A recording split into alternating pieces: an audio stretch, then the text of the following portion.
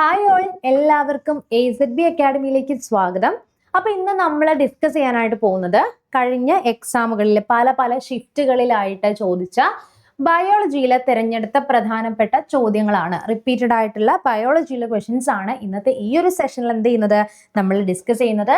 അപ്പൊ വീഡിയോ ആദ്യമായിട്ട് കാണുന്നവരാണെങ്കിൽ ചാനൽ ഒന്ന് സബ്സ്ക്രൈബ് ചെയ്തോളൂ. നമുക്കിപ്പോൾ RRB NTPCക്ക് വേണ്ടിയിട്ടുള്ള 30 ഡേയ്സിന് വേണ്ടിയിട്ടുള്ള ക്രാഷ് കോഴ്സ് ഫ്രീ ആയിട്ട് നമ്മളുടെ യൂട്യൂബ് വഴി നമ്മൾ ഡെയിലി ഇങ്ങനെ അപ്ലോഡ് ചെയ്തുകൊണ്ടിരിക്കുന്നുണ്ട്. അപ്പോൾ നിങ്ങളുടെ RRBക്കൊക്കെ പ്രിപ്പയർ ചെയ്യുന്ന ഫ്രണ്ട്സിനൊക്കെ ഷെയർ ചെയ്ത് കൊടുക്കുക. അതുപോലെ തന്നെ വീഡിയോസൊക്കെ ലൈക്ക് ചെയ്യുക. കമൻറ്റ് ബോക്സിൽ എന്തെങ്കിലും അഭിപ്രായങ്ങളൊക്കെ ഉണ്ടെങ്കിൽ കമൻറ്റ് ചെയ്യുക. നമ്മുടെ ടെലഗ്രാം ഗ്രൂപ്പിലൊക്കെ ജോയിൻ ചെയ്യുക. ഡെയിലി കറണ്ട് അഫയേഴ്സ് പോളുകളൊക്കെ നിങ്ങൾക്ക് ഫ്രീ ആയിട്ട് എന്ത് ചെയ്യാം, അവിടെ പ്രാക്ടീസ് ചെയ്യാൻ പറ്റും. അപ്പോൾ നമുക്ക് എന്ത് ചെയ്യാം, ഫസ്റ്റ് ക്വസ്റ്റ്യനിലേക്ക് പോകാം അല്ലേ. എന്താണ് ഫസ്റ്റ് ക്വസ്റ്റ്യൻ? ഇത് നമുക്ക് RRB NTPC ഷിഫ്റ്റ് സെക്കൻഡ് ഷിഫ്റ്റിൽ ചോദിച്ച ചോദ്യമാണ് കേട്ടോ. 2022 ചോദിച്ചൊരു ചോദ്യമാണ്. 2022 ചോദിച്ച RRBയുടെ ഒരു പ്രീവിയസ് ക്വസ്റ്റ്യൻ ആണ് കേട്ടോ. ചോദ്യം എന്താടാ? Who introduced binomial nomenclature? ആരാണ് ബൈനോമിയൽ നൊമൻക്ലേച്ചർ ഇൻട്രൊഡ്യൂസ് ചെയ്തത്? നമുക്ക് ഏതൊക്കെ ഓപ്ഷൻസിലാണ് തന്നിരിക്കുന്നത്?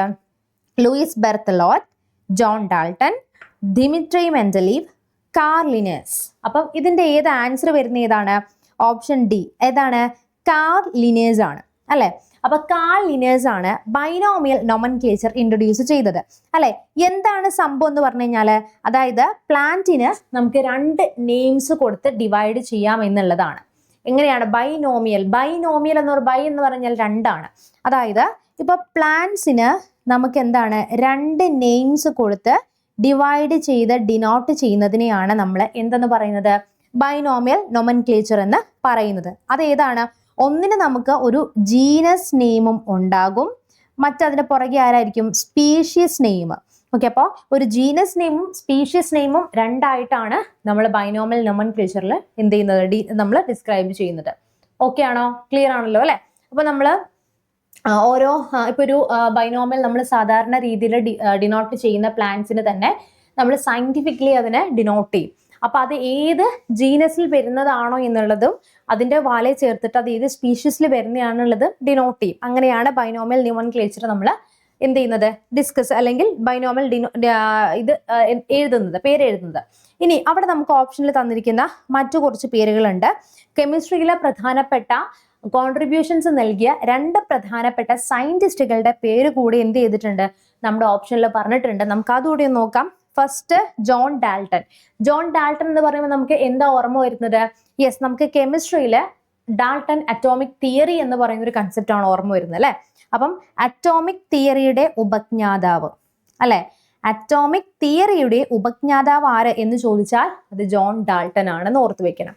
ഓക്കെ, ജോൺ ഡാൾട്ടൺ ഇമ്പോർട്ടന്റ് ആണ്. അപ്പൊ വേറൊരു കാര്യമുണ്ട്. ഈ ഡാൾട്ടൺ എന്നുള്ള പേര്, നിങ്ങൾ ഡാൾട്ടനിസം എന്ന് പറയുന്ന അസുഖത്തെ കുറിച്ച് കേട്ടിട്ടുണ്ടാവും.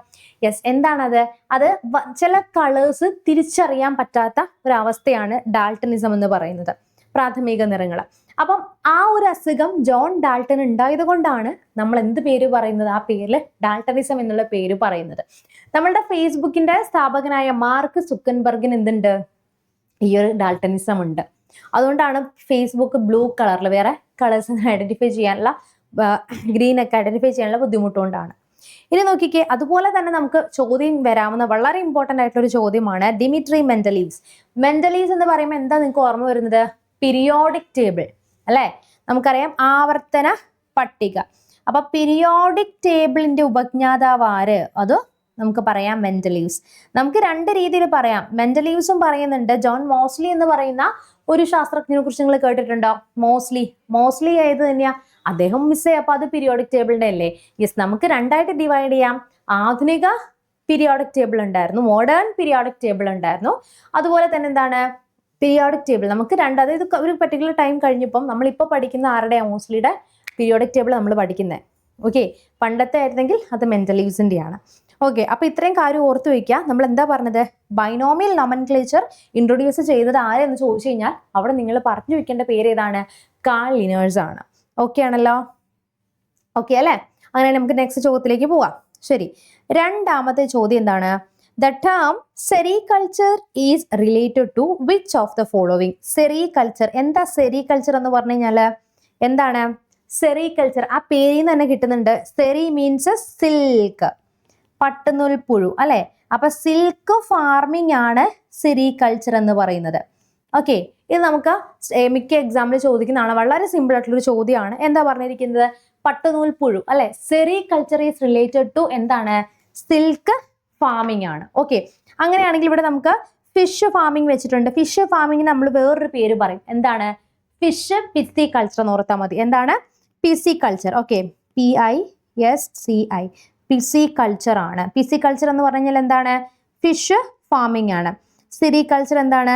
നമുക്ക് പറയാം സിൽക്ക് ഫാമിംഗ് ആണ്. ബേർഡിന്റെ എന്താ വരുന്നത്? എവികൾച്ചർ ആണ്. ഓക്കെ, എവികൾച്ചർ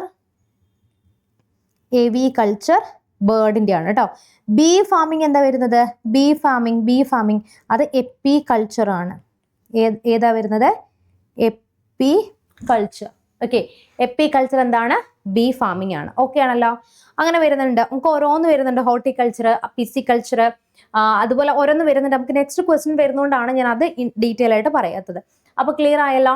ഫിഷിനെ ശാസ്ത്രീയമായിട്ട് ഫിഷിനെ വളർത്തുന്ന രീതിയാണ് ഏതാണ്? പിസികൾച്ചർ എന്ന് പറയുന്നത്. ഏതാണ്? പിസികൾച്ചർ. ഫിഷ് പിസി എന്ന് ഓർത്ത് വെക്കാം കേട്ടോ. പിന്നെ ശാസ്ത്രീയമായിട്ട് പക്ഷികളെ വളർത്തുന്ന എന്താണ്? എവികൾച്ചർ. എവികൾച്ചർ ആണ് അല്ലെ. ഇനി അടുത്ത ഇവിടെ നോക്കിക്കേ, നമ്മൾ ബീ കൾച്ചർ എന്ന് പറഞ്ഞു. ബീ കൾച്ചർ എന്താണ്? അതായത് ബീ ഫാം ചെയ്യുന്നത്. ശാസ്ത്രീയമായിട്ട് എന്താണ്? തേനീച്ചകളെ വളർത്തുന്നതാണ് എപ്പികൾച്ചർ എന്ന് പറയുന്നത്. ക്ലിയർ ആണേ? ഓക്കെ, അങ്ങനെ നമുക്ക് രണ്ടാമത്തെ ചോദ്യം കഴിഞ്ഞു. ഇനി മൂന്നാമത്തെ ചോദ്യത്തിലേക്ക് പോവാടാ. മൂന്നാമത്തെ ചോദ്യം എന്താടാ? Which of the following terms best describes the biological study of animal behaviour? Animal ബിഹേവിയറിന്റെ ഓക്കെ ബയോളജിക്കൽ സ്റ്റഡിക്ക് പറയുന്ന പേരാണ് ചോദിക്കുന്നത്. എന്താ ചോദിക്കുന്നത്? Animal behaviour. അപ്പൊ ഇവിടെ നിങ്ങൾ നോക്കിക്കേ, നമുക്ക് പല ഓപ്ഷൻസും തന്നിട്ടുണ്ട്. ഇതിൽ ആൻസർ വരുന്നത് ഏതാണെന്നറിയാവോ? ആൻസർ വരുന്നത് ഓപ്ഷൻ ഡി ആണ്. എന്താ ഓപ്ഷൻ ഡിയിൽ പറഞ്ഞിരിക്കുന്നത്? എത്തോളജി. എത്തോളജി ആണ് ദ സ്റ്റഡി ഓഫ്, എന്താ പറഞ്ഞത്? Study of animal behaviour. Animal behaviour. അപ്പോൾ ഓർത്ത് വെച്ചോണം, എന്താ നമ്മൾ പറഞ്ഞിരിക്കുന്നത്? Animal behaviour. അപ്പം സ്റ്റഡി ഓഫ് ആനിമൽ ബിഹേവിയർ ആണ് എന്ത് പറയുന്നത്? Yes, it is ethology. Okay, നമുക്ക് ഇനിയുടെ ഓപ്ഷൻസിൽ വേറെ തന്നിട്ടുണ്ടല്ലോ. ഇവിടെ നോക്കിക്കേ, എൻഡമോളജി എന്ന് പറഞ്ഞ് നിങ്ങൾ കേട്ടിട്ടുണ്ടോ? എൻഡമോളജി കേട്ടിട്ടുണ്ട്. എന്താ എൻഡമോളജി എന്ന് പറഞ്ഞു കഴിഞ്ഞാൽ? എൻഡമോളജി ഒന്ന് കേട്ടിട്ടുണ്ടോ എന്ന് ഓർത്ത് നോക്കിക്കേ. എവിടെയെങ്കിലും നിങ്ങൾ പഠിച്ചിട്ടുണ്ടോ എൻഡമോളജി എന്ന് പറഞ്ഞു കഴിഞ്ഞാൽ? നമുക്ക് പറയാം which is the study of insects. Okay, ഇൻസെക്ട്സിനെ കുറിച്ചിട്ടുള്ള പഠനമാണ് സ്റ്റഡി ഓഫ്, അല്ലെങ്കിൽ study about insects. Which is the study of insects. ഇൻസെക്ട്സിനെ കുറിച്ചുള്ള പഠനമാണ് എന്ത് പറയുന്നത്? എൻഡമോളജി. എന്താണ്? എൻഡമോളജി. ഓക്കെ ആണല്ലോ. എൻഡമോളജി പറഞ്ഞു. ഇനി നിങ്ങൾ വേറെ എവിടെയെങ്കിലും കേട്ടിട്ടുണ്ടോ? എന്തെങ്കിലും കേട്ടിട്ടുണ്ടോ? എന്താണ്? എറ്റിയോളജി എന്ന് കേട്ടിട്ടുണ്ടോ? അതാണ്ട് ഇവിടെ കൊടുത്തിരിക്കുന്നത് എറ്റിയോളജി. എന്താ എറ്റിയോളജി എന്ന് പറഞ്ഞു കഴിഞ്ഞാൽ? Of which is the scientific study about the cause of disease. Cause of രോഗകാരണങ്ങൾ കേട്ടോ. Cause of disease. എന്താണ്? കോസ് ഓഫ് ഡിസീസ് ആണ് എറ്റിയോളജി എന്ന് പറയുന്നത്. ക്ലിയർ ആണോ? Cause of disease. പിന്നെ നമ്മൾ ഒരെണ്ണം വിട്ടുപോയിട്ടുണ്ടല്ലോ, എത്തനോളജി. എന്താണ് എത്തനോളജി എന്ന് പറയുന്നത്? Which is the comparative study of 2 or more cultures. 2 or more cultures. കമ്പാരിറ്റീവ് സ്റ്റഡിയാണ്. കമ്പയർ ചെയ്തിട്ട് 2 or 3 കൂടുതലുള്ള ഏതെങ്കിലും കൾച്ചേഴ്സിനെ കുറിച്ചിട്ടുള്ള കമ്പയർ ചെയ്തിട്ടുള്ള സ്റ്റഡീസ് ആണ് നമ്മൾ എന്തെന്ന് പറയുന്നത്? എത്തനോളജി എന്ന് പറയുന്നത്. ക്ലിയർ ആണോ? എത്തനോളജി എന്ന് പറയുന്നത്. അപ്പൊ നമ്മൾ എന്തൊക്കെ പറഞ്ഞു? ഫസ്റ്റ് നമ്മൾ എത്തിയോളജി എന്ന് പറഞ്ഞു. എന്താണ്? It is A scientific study about the cause of disease. ഏതാണ്? എത്തിയോളജി എന്ന് പറയുന്നത് അല്ലെ.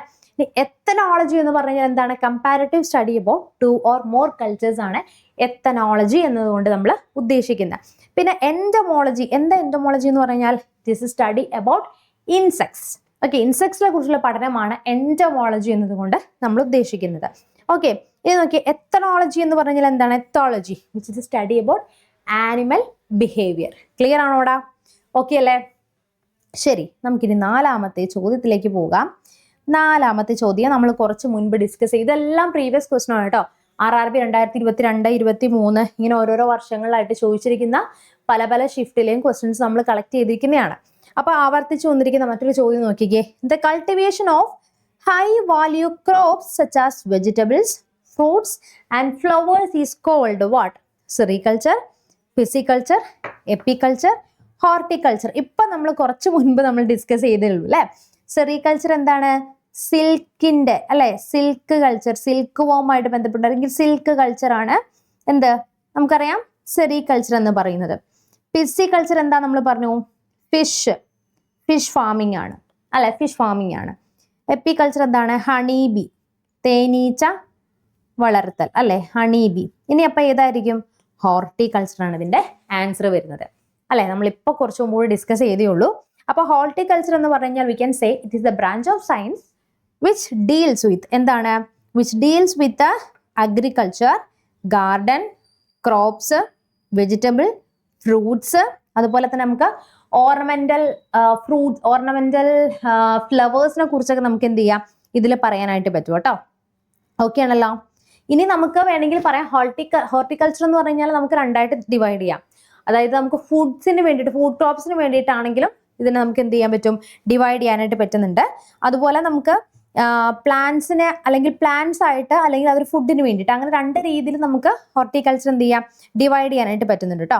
അപ്പൊ അതിനെ നമ്മൾ രണ്ട് രീതിയിലും പറയുന്നുണ്ട്. ഒന്ന് എന്താ ഓർണമെന്റൽ ആയിട്ട് വരുന്നത് ഫ്ലോറികൾച്ചർ എന്ന് പറയും. ഫ്ലോറികൾച്ചർ, ഫ്ലവറിനെ ഫ്ലോറികൾച്ചർ, ഫ്ലവർ ഓർണമെന്റൽ ആവശ്യത്തിനൊക്കെ വേണ്ടിയിട്ട്, ഫ്ലവർ ഓർണമെന്റൽ. ഓക്കെ, അപ്പൊ ഇതൊന്ന് ഓർത്ത് വെക്കാം. ഇത്രയും കാര്യങ്ങൾ ഓക്കെ ആണല്ലോ, എല്ലാവർക്കും ക്ലിയർ ആവുന്നുണ്ടെന്ന് വിശ്വസിക്കുന്നു. അങ്ങനെയാണെങ്കിൽ നമുക്ക് അടുത്തൊരു ചോദ്യത്തിലേക്ക് പോകാം. വളരെ സിമ്പിൾ ആയിട്ടുള്ള ഒരു ചോദ്യമാണ്. എന്താ ചോദിച്ചിരിക്കുന്നത് നോക്കിക്കേ. ചോദ്യം, the study of cells is called. ഇത് നമുക്ക് 2021 ചോദിച്ചൊരു ചോദ്യമാണ്. RRB NTPCയുടെ ഷിഫ്റ്റിൽ ചോദിച്ചാണ്. Serology, cytoplasm, cytology, aetiology. നമ്മൾ കണ്ടോ, നമ്മൾ കുറച്ച് മുമ്പ് ഡിസ്കസ് ചെയ്ത അതേ രീതിയിലുള്ള ക്വസ്റ്റ്യൻസ് തന്നെ നമുക്ക് എങ്ങനെ വരുന്നത്, നമുക്ക് മാറി മാറി വരുന്നുണ്ട്. കണ്ടോ, ഓപ്ഷൻസിൽ തന്നെ മാറ്റം വരുന്നുണ്ട്. അപ്പം നമ്മൾ പറഞ്ഞിരിക്കുന്നത് സ്റ്റഡി ഓഫ് സെൽസിനെ കുറിച്ചിട്ടാണ് പറഞ്ഞിരിക്കുന്നത് അല്ലെ. അപ്പൊ സ്റ്റഡി ഓഫ് സെൽസ് എന്ന് പറഞ്ഞു കഴിഞ്ഞാൽ എന്താണ് നമുക്ക് എല്ലാവർക്കും അറിയാം. സിമ്പിൾ ആയിട്ടൊരു ചോദ്യം, സൈറ്റോളജി ആണെന്നുള്ളത്. സെല്ലുകളെ കുറിച്ചുള്ള പഠനം അറിയപ്പെടുന്ന പേരെന്താണ്? വളരെ സിമ്പിൾ ചോദ്യം അല്ലെ. എന്താണ് അത്? സൈറ്റോളജി ആണ് അല്ലെ, സൈറ്റോളജി ആണ്. ഓക്കെ, ഇനി നിങ്ങൾ ഇതിനകത്ത് അറിയില്ലാത്ത എന്താണ്? സെറോളജി എന്ന് പറഞ്ഞൊരു വേർഡ് കണ്ടോ? സെറോളജി എന്താ? സൈറോളജി എന്ന് പറഞ്ഞു കഴിഞ്ഞാല് നമ്മുടെ ശരീരത്തിലെ മറ്റ് ബോഡി ഫ്ലൂയിഡ്സിനെ കുറിച്ചോ സെറത്തെ കുറിച്ചുള്ള പഠനമാണ്. It is the study about serum or body fluids.